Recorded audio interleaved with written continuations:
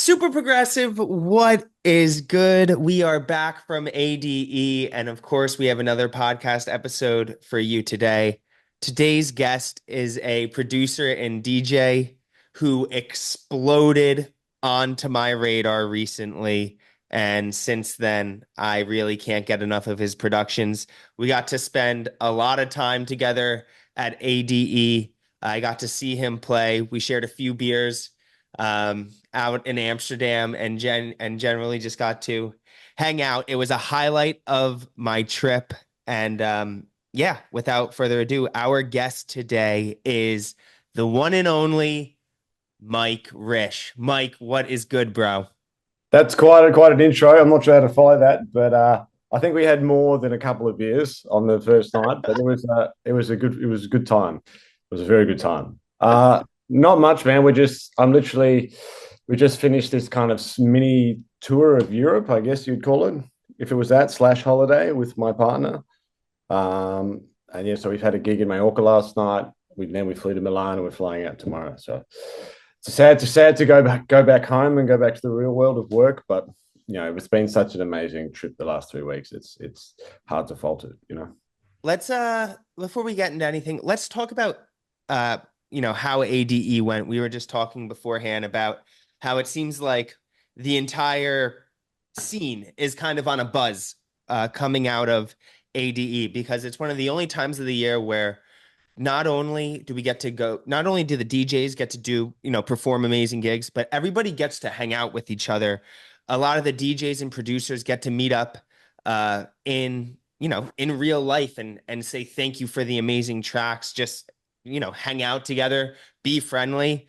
Yep. Can you talk to us a little bit about what your ADE experience was like? Well, so this is my third ADE. The first one I went to, about 3 years ago. I was lucky enough to play. So there was the first Meanwhile party presented by Morning After, which is a touring company down in Australia, who represent Gavin and Matter. And so that was my first experience, and it was like amazing. And I always knew that I needed to go to ADE if you want to kind of, I mean, not even so much advance your career, but if you just want to be in amongst it, I think you've got to go there. It's like, for 1 week, there's 500,000 people that go there. I mean, they're not just progressive people, it's everything.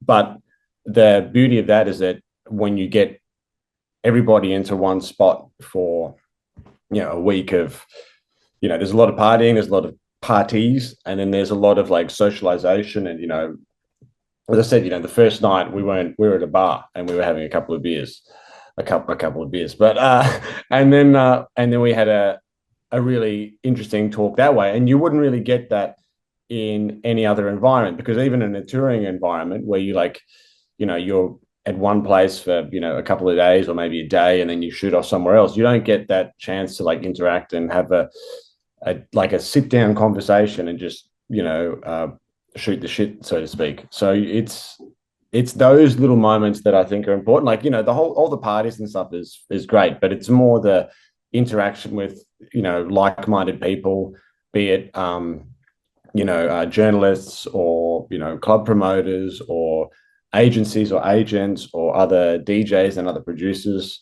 So when you have that environment all in one space for a week, you have lots of opportunities to really kind of branch out. And like I said, you either meet with agencies or, agents or, promoters or whoever, and I mean, the biggest part of it for me is like, I get to see all the producers that I talk to online all the time, and we get to hang out and we've all become quite close friends and stuff. So it's a really cool environment from that standpoint. I'm kind of curious because as I've kind of learned more about the scene from an insider's point of view, one Yep. of the coolest things to me was how much it's not a competition between you promoters. You guys are all talking together all the time, both about music, memes, whatever, just being Oh friends. And yeah. I was just wondering who are some of the promoters across the world that you've kind of become close friends with, even if it's just online. Promoters, Or I don't not know. promoters, I'm sorry, producers. Oh, producers, right? Yeah, Yeah, yeah, yeah. producers are heaps of them, man. So I talk with Mike Rigo a lot. We just Yeah, send each he's like right alongside with you is my favorite producer, man. He's Yeah, great. so he's Mike's become a good friend of mine. And we sent, yeah, like I mean, we don't really talk about music much. It's just sending each other stupid memes all day. And then the same with like Simon Virenbon. He's become a good buddy of mine. I talk to Tantam, Alex O'Ryan. I talk to a lot as well. Um, Guy J a little bit as well. We send each other, I'll send in some tunes, and then if I'm lucky, you might send me one back. So you have this kind of exchange with producers, and it's this strange thing because everybody wants all like they talk about all the IDs. I want this ID and I want that ID, but when it's just amongst your friends, you don't even know with the track that you've got's an ID. You just like, well, have you got any new music? Can you send it to me? And then they'll usually tell you like, don't record it because I haven't released it yet. And then you kind of know. But a lot of the time it's this really, really open, cool relationship because you have this, you're all into the same thing and you're all wanting the same things. You all have the same goals and aspirations. So, and you all want to see each other succeed. I mean, I do anyway. I want to see everybody go up, like I don't think there's any, any use in trying to bring people down or talk negatively about people. It's like if somebody's doing well, that's just an opportunity for you in the future that might materialize. It basically not so much that there's an opportunity in that, and that you can see, okay, if that person's done that and they've gotten to that point, then man, I might not be that far off that. So it's a good motivator for you in that regard. But yeah, so there's lots of producers. I can't think of them all off the top of my head, and again, I'm going to forget people. But like Zanky is one of my closest friends. GMJ and Matter, Casey Taylor, Carl Pilbro. We all talk in chats all the time, like all day long. We're just again talking shit and throwing memes and stuff, but then and occasionally it's really weird. It's just a lot of shit talking and memes, and then occasionally somebody says, "Oh, here's this thing I wrote. Have a listen when you want." So it's more again like the relationships are initially about music, and then they become a bit less about the music and more about your friendship with this person. Because again, like everybody in music is always pretty good fun. You never find, very rarely have I ever found somebody that I was like, oh, I don't really want to hang out with that person. Usually a lot of the time he's really good fun, let's hang out with him. Like Nico Rada is another one. Like I met him in Australia at the start of the year, and he's just a ball of fun, man. He's just a really, really like down to earth, awesome dude, and up for a good time. He's just a really, really good dude.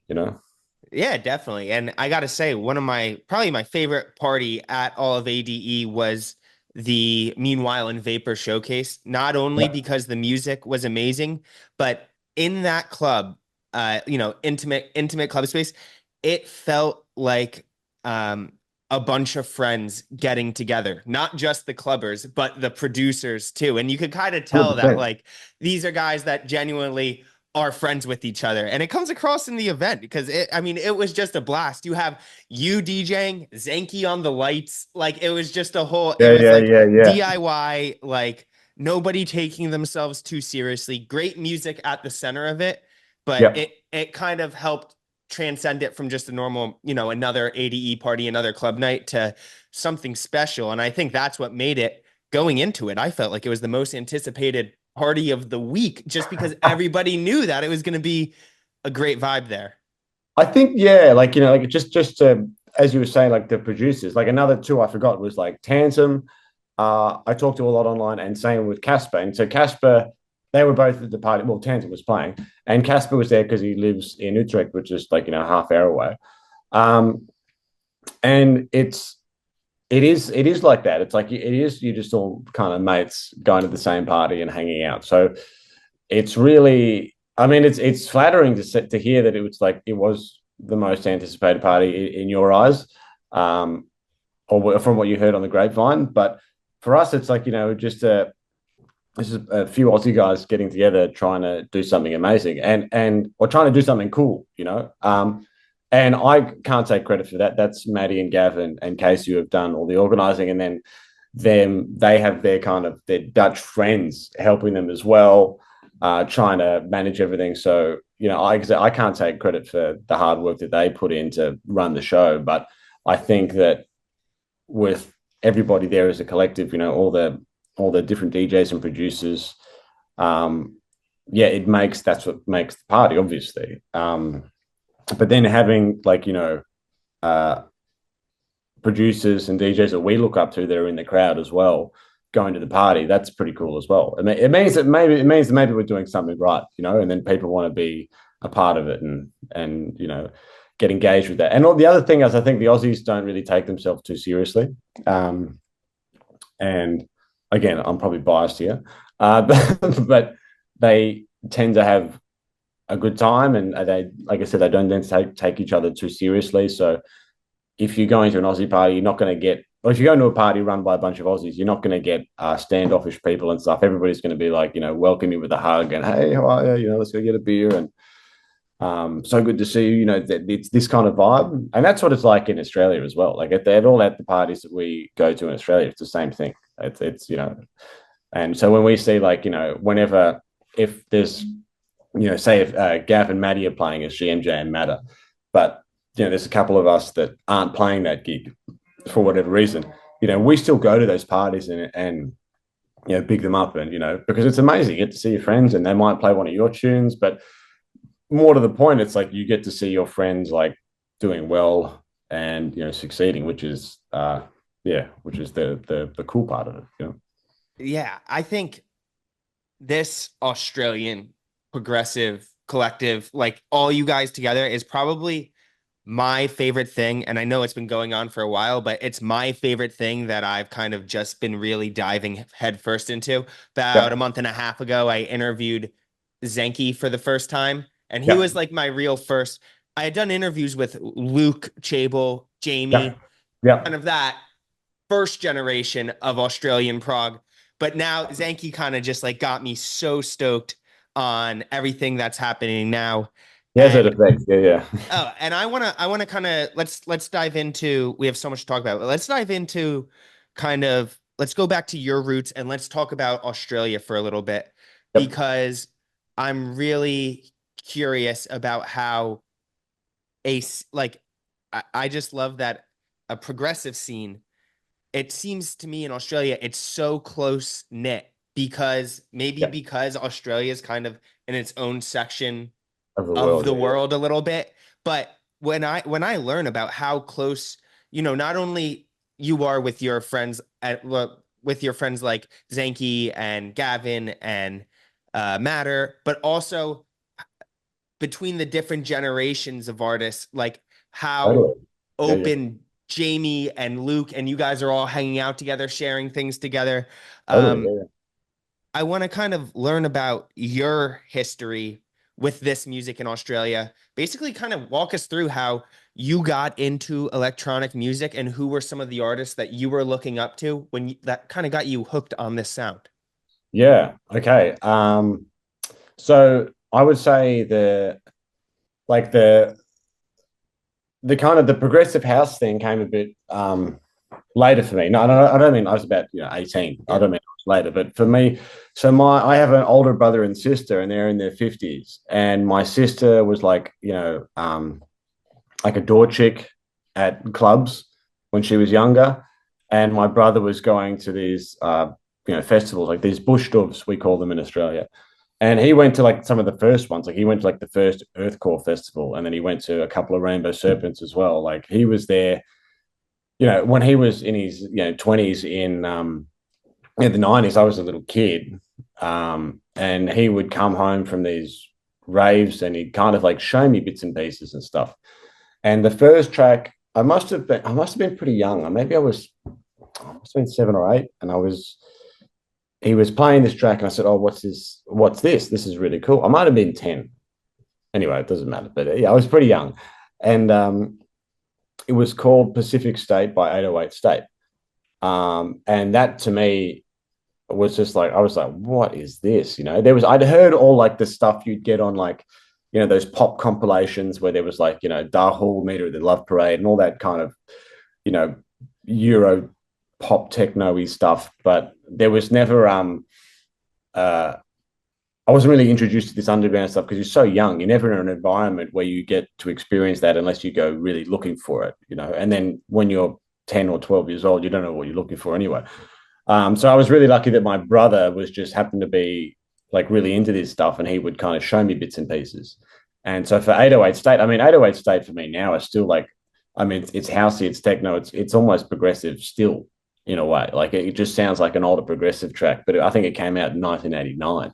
So I was really, yeah, shaped by my brother and sister's kind of music taste. My older sister had like she's got like New Order Blue Monday like on an original like vinyl print that she bought when she was a kid. So like and then like Depeche Mode was a huge influence on me just through my sister because she loved Depeche Mode.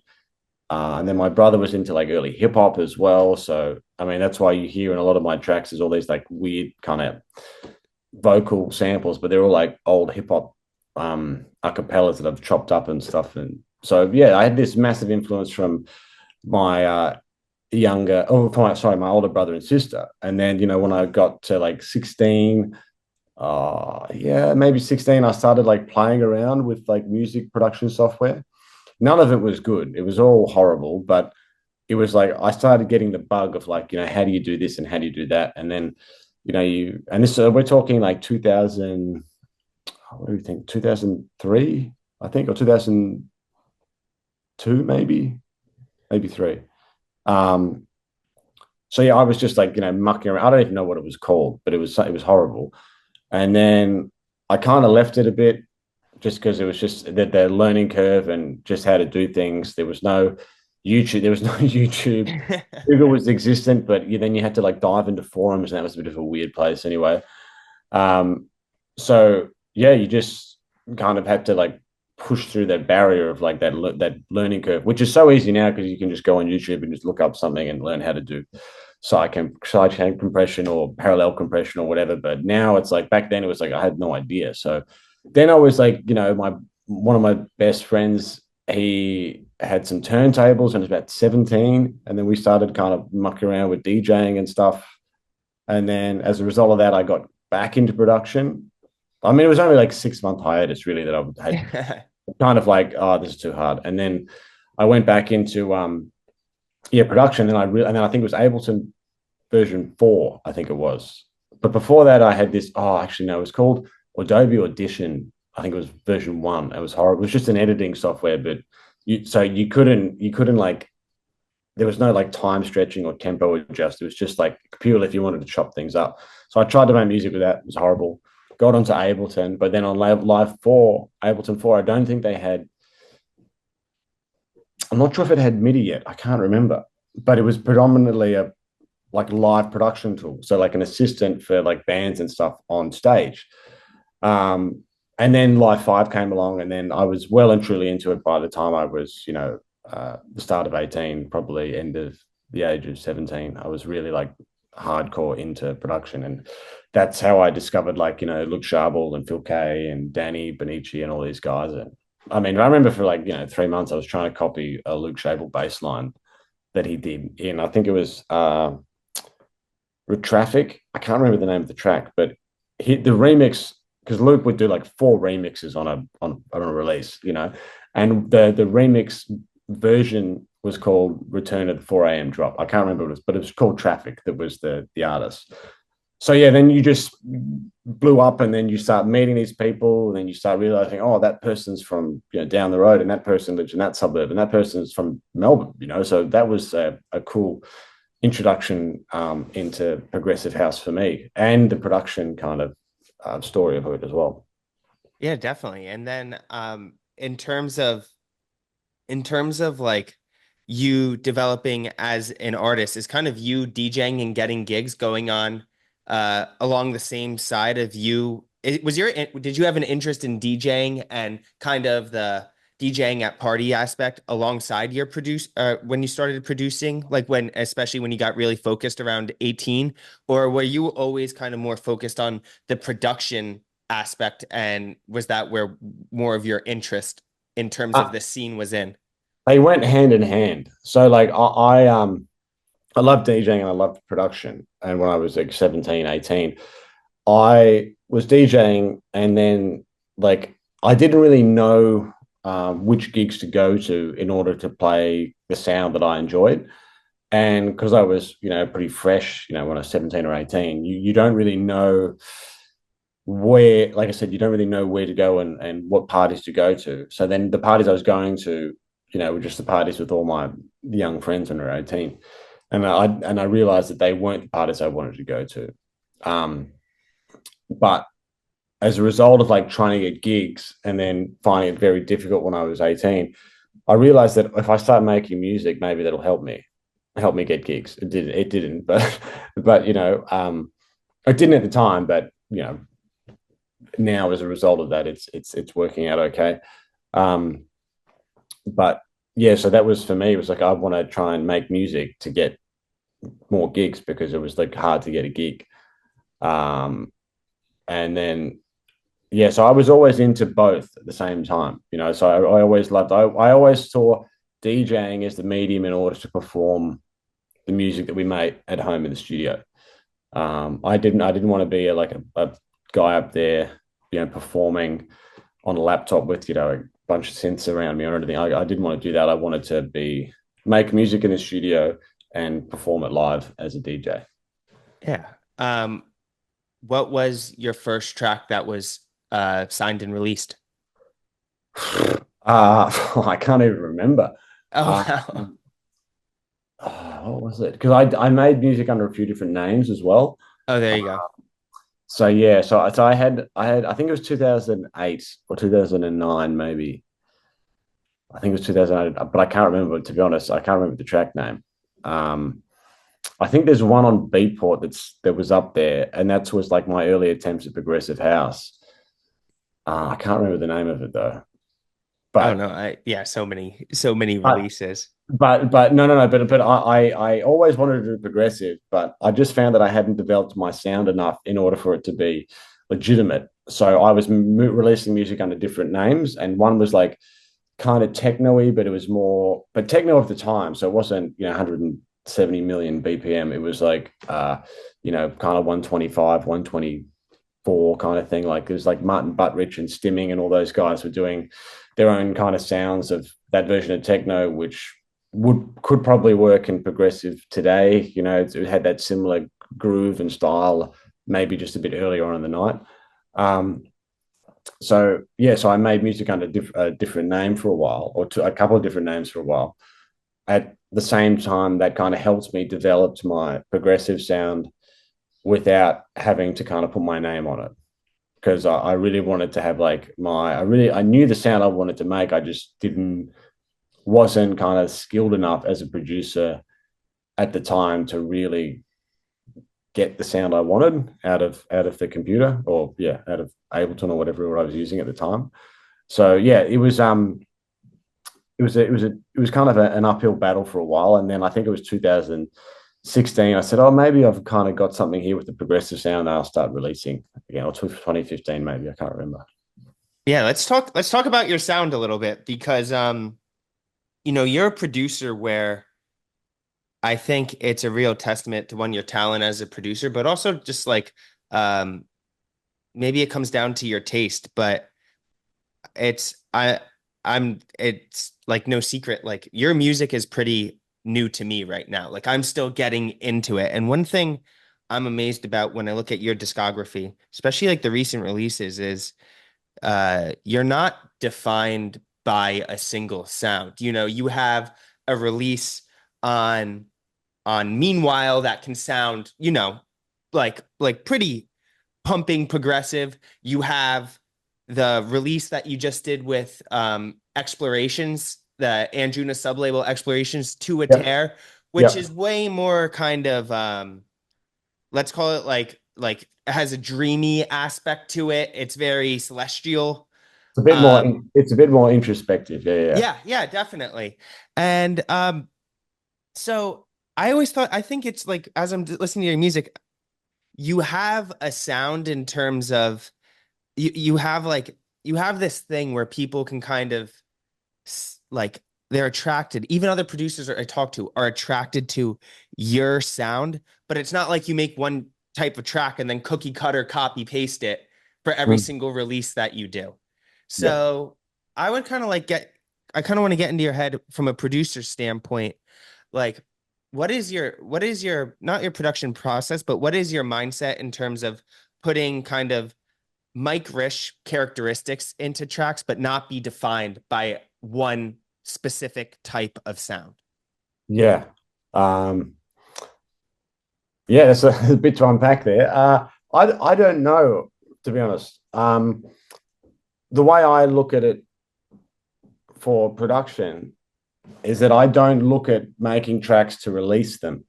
Um, I look at, and this goes back to like the DJ and producer going hand in hand. It's like when I'm uh, making tracks, I'm thinking about what's missing from, my record box at the time. So like, okay, what's Nice. literally record box and the USB, but I'm thinking, okay, what tracks am I missing? Like whether it's a bridging track or whether it's like I need some slow groovy stuff or I need something quite emotional for a break, for a closing track, or I need something heavy and thumping for a particular time in the night.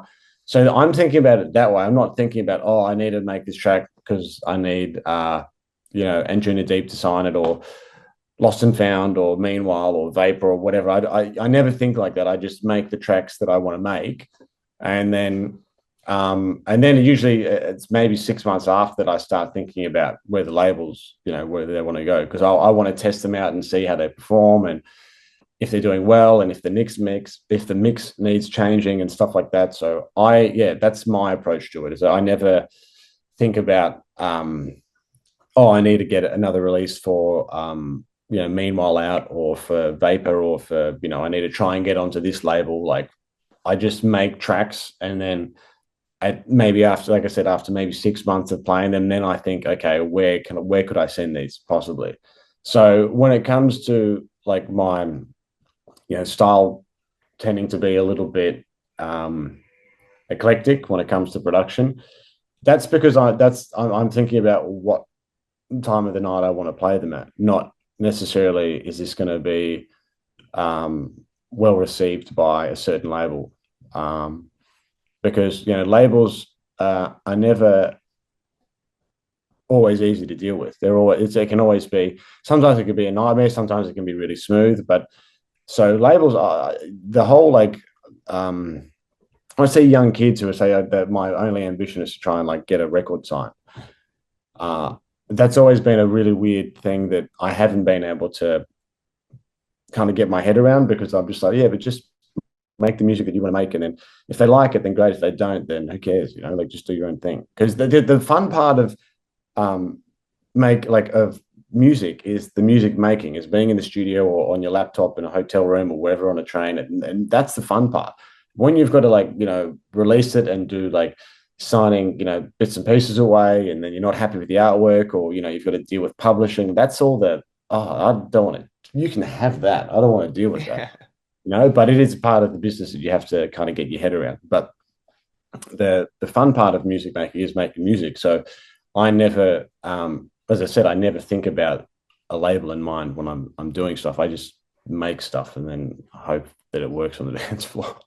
I I think I think the fact that you have, that you're not aiming for these specific releases on these specific labels, but the fact that you do have releases across the gambit of labels in the progressive scene, I think it speaks to the kind of health and promising future of the progressive scene right now. And I want to talk to you about this because we had some interesting conversations at ADE about this.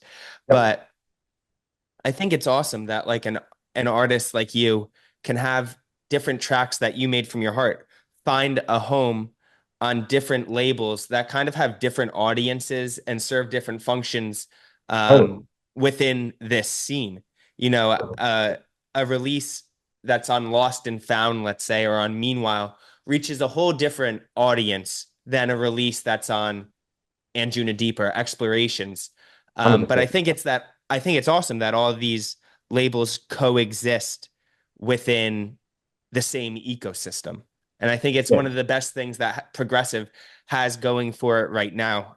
I think about your release Tu Attair that just happened with Explorations, and I think Anjunadeep plays this essential role in this ecosystem that they're a bridge for people to get into this world of progressive definitely. Yeah, because their music is not only accessible, but they release quality music with enough pop sensibility to definitely. draw in people who are just for the first time getting curious about this sound. And then a 100%. handful of those people are going to dive deeper and find out about Lost and Found, find out about Meanwhile, and, all of these equally amazing other labels. Definitely, 100%. And I don't think it's like I don't think they're like mutually exclusive either. Like like Marsh, for example. You know, he sent me a message the other day. He said, "Oh man, I just downloaded a bunch of your tunes and I played them the other day and they went great." And I would have never thought that Marsh would be pushing that sound or my sound because it's they're vastly different. But he still loves that stuff. He loves and plays that stuff. He loves what the Meanwhile boys are doing. So there is definitely there's definitely, as you said, it's like the Anjuna Deep sound can be like an introduction to the underground. Like you find this thing, like, oh, what's behind that door as well, and then you go down, and then all of a sudden you find this whole other world of music.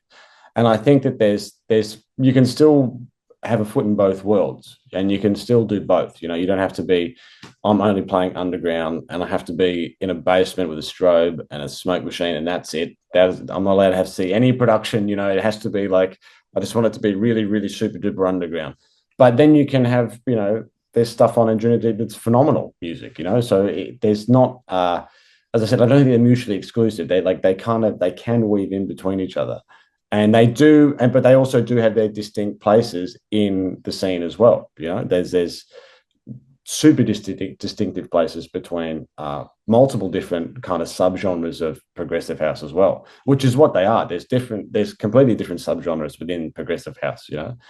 I mean, you just look at like the top 10 on Beatport, and you see like Dead Mouse and Christoph and Hernan Catano and Guy J, and like all those guys probably would never be on the same lineup, or maybe certain some of them might be, but they've all got their own distinct sound and they've got their own pocket in the scene as well. Yeah, definitely. And it goes back to like this long conversation that we had at ADE, which was you can go on and on about trying to describe progressive as a genre of music. And it's like, okay, let's look at all of these sub labels and try and find some shared characteristics to try and define what progressive house is as a genre. Yeah, But the perhaps better way going about it is if you look at all this music, progressive house as an approach to music is a style that brings different things together. And that may be even a 100%. more accurate description of what this whole progressive scene is all about. Definitely. No, no. Like for me, it's like progressive. Again, like when you go back to like the Luke Sharbles and the Phil Kays and Danny Beniches and stuff. Like there was like progressive breaks back then, and like progressive breaks isn't as big now, and you would be um, have a tough time finding it in a set, from kind of the big guys now. But it was a huge movement back then, massive, like uh, like even with like Luke and Danny and stuff and all those guys, like they still are they've evolved as well and they're doing their own sound as well. But even every now and then they go back and they do something else as well. Um, but yeah, I lost my train of thought. Where are we going here? No, we were just saying how progressive brings is more of different, like a blending of all different styles rather than a Yes, specific type of sound. yes, exactly. So again, you had like progressive breaks, and that was one style of sound, and then you had this and that and the other. And for me, like there was never like progressive sound. It's more like there was progressive house was a style of DJ set rather than a style of music. Like, you go back to, like, even Digger's playing.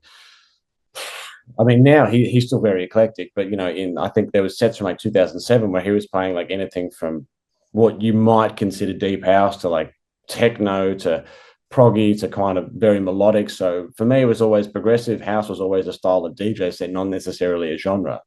And I feel like it's only really become a genre maybe the last 10 years, or maybe a bit longer than that. But like it's only really come and become super defined in recent years, as opposed to what it was back then, which was just a blend of everything. Which is a weird place to be in, because there can be a tendency where stuff can sound very similar because everybody's trying to do the same thing, and that might Yeah. be because they're trying to get on a particular label, or they're trying to get Guy J or Hernan Catania or whoever else, or Nick Warren to try and play their music. So, and the thing is, there's that's also like there's nothing wrong with that, trying to do that. It's just when you've got way more producers now and everybody trying to do a similar thing, it can be it can just mean that tracks can kind of get, I don't know, lost in the wash a little bit, because there's so much music being released and there's so many amazing producers out there that sometimes that if you're not doing something a little bit unique or trying to stand out, then it can just get lost in the kind of mess of Beatport, which is just tracks every week just coming out or daily coming out. Yeah, definitely. And I think compared to what I've learned about the early 90s is that um now more than ever, it seems like some of the big DJs have like an expectation of what their sound is going to be. Maybe that's because that all these, like a lot of these DJs are running their labels that have kind of a specific sound, or just the fact that like more and more of their sets are being recorded and put it on YouTube. So people just have more of an idea of what a DJ's sound is. But I totally agree with what you're saying. And this kind of transitions me into one thing, and I don't want to fan out too much because I know you guys are all just like friends at the end of the day, but it's really interesting to me after speaking with you a lot, after speaking with Mike Griego a lot. And again, I know that you guys are all just friends, so it may be a weird question for you, but we talked a little bit about this at the Guy J all night long gig, that I'm learning that like Guy seems to be um kind of like my favorite producer's favorite producer.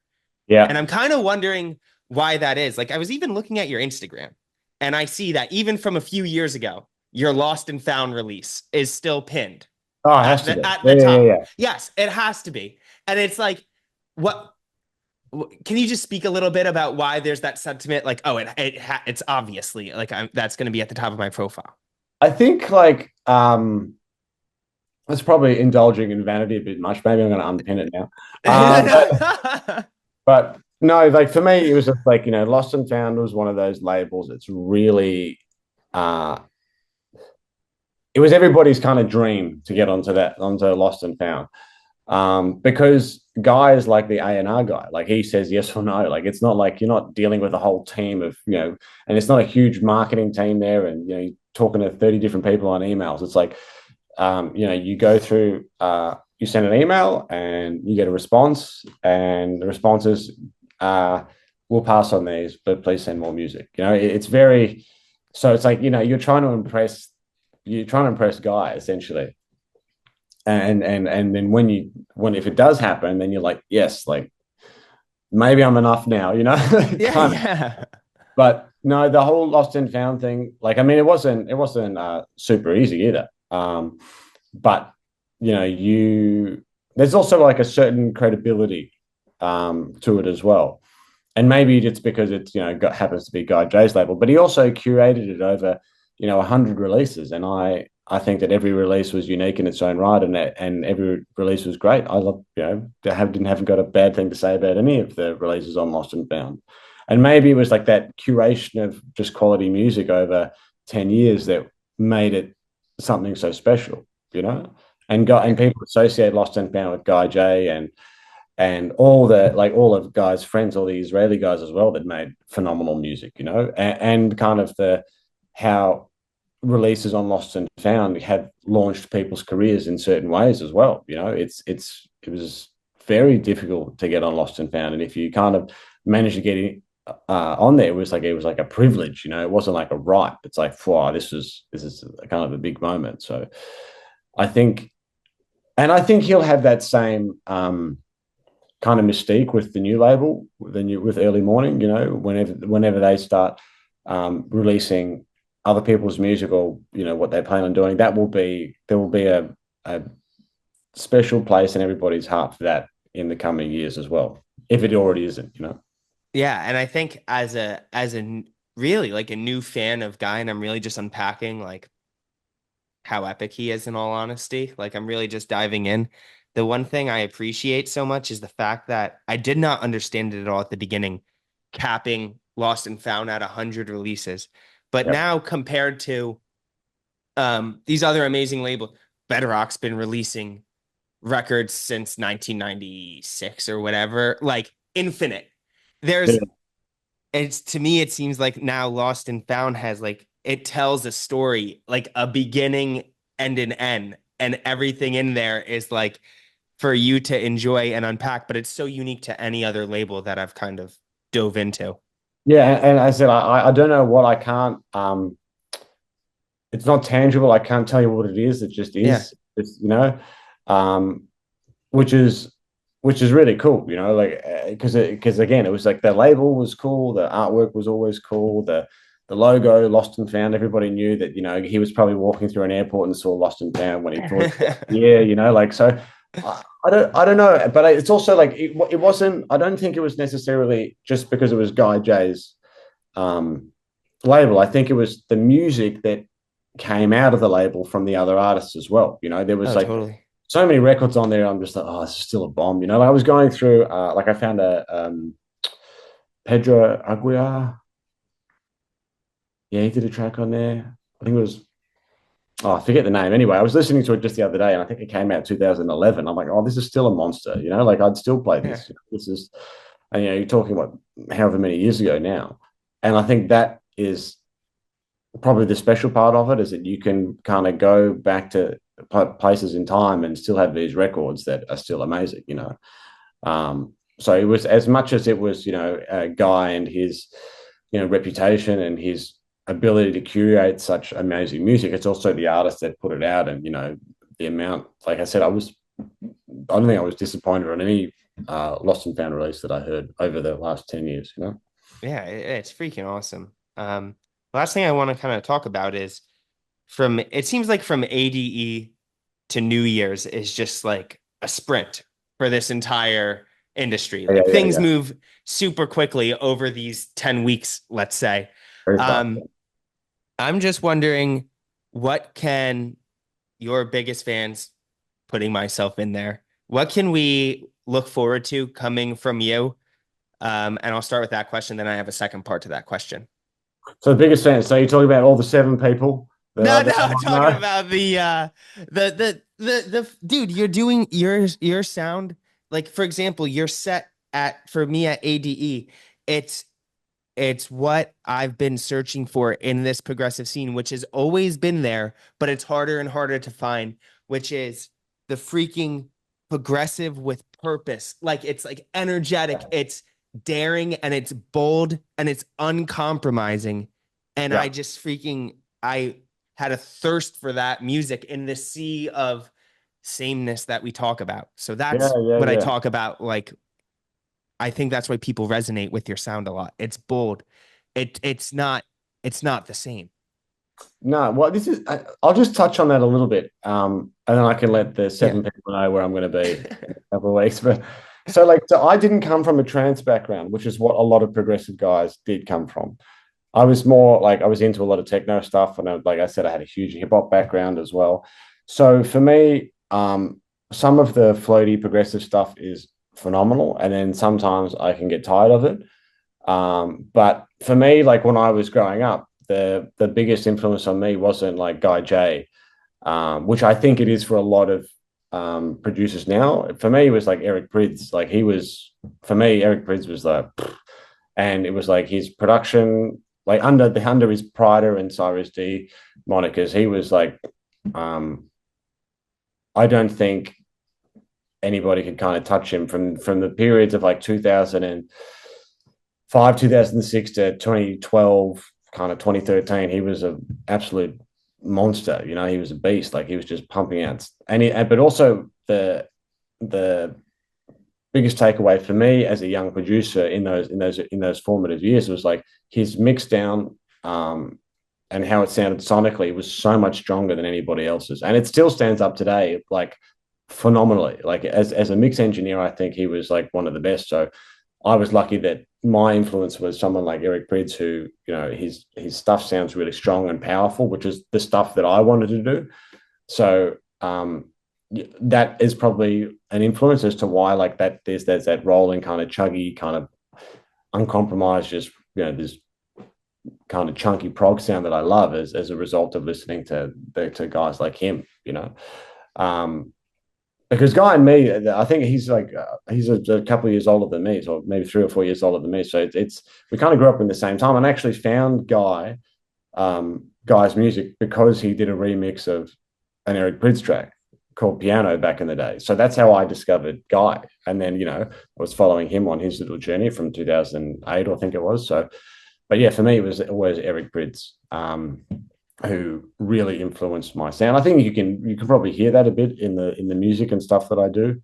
Maybe I've ripped out all his ideas. But as far as his the chunkiness and that uncompromising, just, you know, chugginess, that's what I wanted to do, and that's where my experience came from. It's with that Nice. stuff. Yeah, it's super interesting, man. Um, But in the yeah. next couple of weeks, I've got like I'm playing in Brisbane. I'm playing in Melbourne. I've got a show in Sydney. I'm not allowed to announce anything about them yet, but because it's not up to me, it's up to the promoters. But the one in Sydney will be great. The one in Brisbane will be great. The one in Melbourne will be good fun as well. And then I might be going overseas again. I can't say where yet because nothing's confirmed. But in December, yeah, I'll probably be going overseas somewhere as well. So yeah, it's still kind of busy for me. And then when I get back, I think we get back Tuesday night. I go back to work on uh, Wednesday morning at like 6:30, and then on Saturday we've got a festival that I'm playing at with like Maddie and Gav and a few others, and Casey Taylor, Carl Pilbro, and those guys are going to be there as well. So it's going to be pretty full right up to Christmas, which is really nice. It's a good problem to have. It's just yeah, it's very tiring sometimes. And will we have any new music from you in the new year or right after the new year that we can look forward to? Yes, so there is, again, I'm not sure if I can talk about it, but I've done a remix. People will probably be able to decipher this message anyway, but I've done a remix for an Australian producer who's, yeah, a legend in the scene. It's been getting a lot of play from Guy and Hernan, and hoping that'll be out before the end of the year. And then next year, I've done an edit of an old techno track that the label I'm working with has managed to get to clear the rights to be able to use the original master as a way to release it. So that will be released. That's a record that I never thought would ever get a chance to get released. And then I sent it to them just as like, oh, here's some tunes I've got. And they're like, we like that. Can we try? And I'm like, yeah, you can try, but good luck. And then they're like, oh, yeah, we got it. And I was like, whoa, it was fine. And then there's another couple of EPs as well. So there's actually a lot coming up. Yeah, yeah. In the next probably 6 months, there's heaps coming up. Yeah, yeah. Yeah, so stoked, bro. And I guess the last question I have is like, um, you don't have anything to prove us fans, like, even though it's not about releasing on the labels, you've released on all the labels. I'm just wondering when you like what is getting you stoked when you get into the studio? Like what is are you setting goals for yourself, or what is it that is keeping you stoked on Just keep on. Maybe it's just the love that you have for the music, but like, what is getting you to be excited about spending those long hours in the studio day in, day out to keep making this music? Look, this will sound less romantic than you think it's going to sound, but when you work on a building site like all day long, it's like that's a good motivation to get off a building site is to try and make something. Yeah. So, so yeah. So for me, it's like yeah, I feel like uh, I've had a lot of growth in the last couple of years, and I feel like it's kind of it's snowballing a bit now, which is great. Like it's awesome to see, and that I hope that there's definitely a lot more opportunities. Like the booking requests are going really well. They're on bonkers at the moment, which is amazing. But if I could potentially, if there's an opportunity to turn that into a full time career, that would be like that's the dream, you know. Like that's to be able to like tour and just wake up and go to the studio, do music, and then fly to wherever and get a bunch of money to go play your music and be able to be able to not be financially stressed about if you leave your full-time job now, are you still going to have enough money in the tank if you don't get gigs for a couple of months. So for me, like a big motivation was like, no, well, I've already put what nearly 20 years into it, and if I think I might be close to cracking the egg, so to speak, on the mystery that is touring DJ, then I want to just keep working my ass off to try and get to that point. Um, but the motivation for the music is just like I don't know. I don't think it's motivation. I think it's obsession. I don't think it's and I think when people really get the bug, the music production bug, then you kind of understand. But the amount of people who say to me, "Oh, I want to get into production," I'm like, "Well, you don't." Yeah, I'm just waiting to get the right computer and then trying to get the right speakers, and then if I get this, then I'll have that, and then I'll be perfectly set up. And I remember as a kid, I had this really crap laptop and a pair of like really crappy headphones, and I managed to just because I was so obsessed with like wanting to make music, I didn't care what I had. I'll make it work. If I can make music out of a toaster, then I'll do it. Like uh, that was my kind of ambition, I guess. It was just like I just wanted to just make music. So um yeah, and then like constantly trying to level up, and it's like for me, it's like you said that like maybe a lot of my productions are uh can sound really different from each other, but they all have like a unique maybe or they might have like a unique Mike Rish kind of sound, and that's intentional. That's what I want it to sound like. So I think that yeah, that plus trying to like constantly challenge yourself in the studio, like and that brings that back to like, oh, you've got like Tu Attair, which is quite introspective and melodic and a little bit sad, and then you've got like a track like Akhenaton, which is just like this just big this big chunky monster. And that's because I'm like really like trying to challenge myself in the studio and make something new and fresh and interesting, and hopefully something that somebody might like. Oh, totally, man. And I'll end the interview on this is like talking with you, talking with Zanky. All I'm learning is there's no freaking excuse to not make a contribution to not only like spend time on, but make a legitimate contribution to the things that you're passionate about. And 100%. it's the number one thing that I get stoked on with you guys outside of your music. And it's why I think I am so felt so motivated after ADE because it's like the guys I look up to, you, Zenki, you don't there's no excuse to not make a contribution to Yeah. something that you love. 100%. Yeah, yeah. No, 100%, man. Like, this is the things that you really, really love. This is the thing that you get to do after you've spent, 50 hours at work and you get to go and have a good time. So you're like, I'm going to make sure I have a good time, and I'm going to do the thing that I really, really want to do.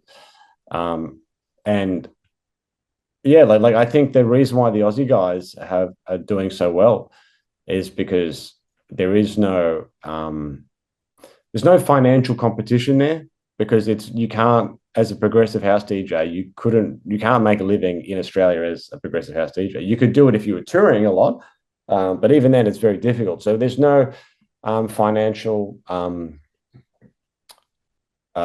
competition between us. So there's not like, it's not like, oh, he gets that gig and, I missed out and therefore I've got no money, because we've all got jobs. We all make a living. So we've all got our jobs and stuff. And what you might make off doing gigs for a year in Australia might not even pay for, a 30-year rent. So you don't get upset by it. So that's why there's this like true, like real passion there, because people are just doing it out of love, literally.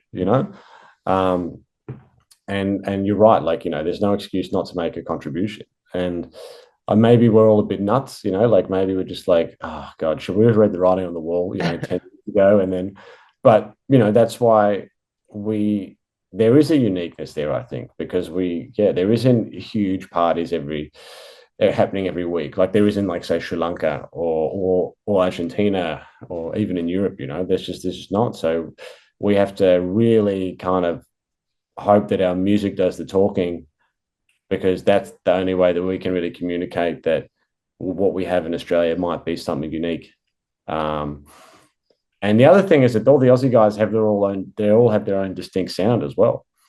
Like Jamie sounds different from Gav and Maddie, sounds different from Casey, from Zanky, from Luke Sharble, from myself, from Lucas Samba, even from Eric Loon, to Dave Leck, Liam Seeker. Like there's so many guys, there's so many people and girls, but there's so many blokes making music that I know personally that are just like that. I'm just constantly blown away. I'm just constantly like, and maybe that's the reason why there's a level of success there, because people are pushing it so hard that, I might get a message from Matt and he'll send me a new tune and I'll be like, oh God, man, I got to step my game up. So maybe it's that, I don't know. But I do think it's like, because it has to be a real passion, because we've all got day jobs. We've all got this kind of normal life that we live anyway, that we have to just, yeah, if it's not for passion, then what's it for? So Totally, man. And yeah, I just want to thank you for freaking joining the podcast, sharing your story, and just, being super honest. And it just has me so stoked to continue with this project, to continue covering this scene. And I'm just so freaking stoked for this new music coming from you. And I really hope I get a chance to see you DJ in the upcoming year. So, and thanks for no, being so. I know I was like, it felt like I may have felt like I was like following you at AD, but I literally just had so much fun hanging every out with corner you of my guys. I see you I again. There, no, I just had so much fun hanging out with you, Zanky. Kind of like I just made it my mission to like, I just wanted to understand what this Australian thing was all about, and I really had a blast. So thank you. No, I appreciate it, man. And I think I'll just speak on what Mike Rigo said as well. It's like seeing a page like this giving opportunities to producers to kind of just to talk and just find out who they are is really, really cool. And I think what you're doing is amazing. And giving opportunities to less established producers or more established, whichever way you want to look at it, it's only a good thing. And it's just something that we definitely need in the scene as well. It's like underground progressive can sometimes it can be too underground. So hang on, we need to let's see what these people are about. Yeah, no, thank you. And normally, like the person behind the music is just as cool as the music itself, is what I'm discovering. So, Oh, but yeah, thanks, man. man. Yeah, no, thank you Was so I the much. This was exception great. then? Was I the No, exception? no, bro. You were the example. So it is freaking awesome. But thank you, man. I hope you get home back to Australia safely. And I just wish you nothing but the best of luck. And I know this ultimate success is coming your way. So just keep at it, bro. I appreciate it, man. I appreciate that. Thank Yeah. you. Yeah. Thank you, bro. See ya.